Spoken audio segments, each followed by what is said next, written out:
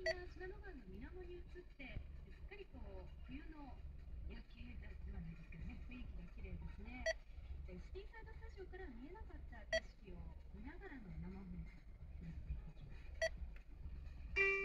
国道7号線を通るルートです。実際の交通規制に従って走行してください。およそ600メートル先、斜め右方向です。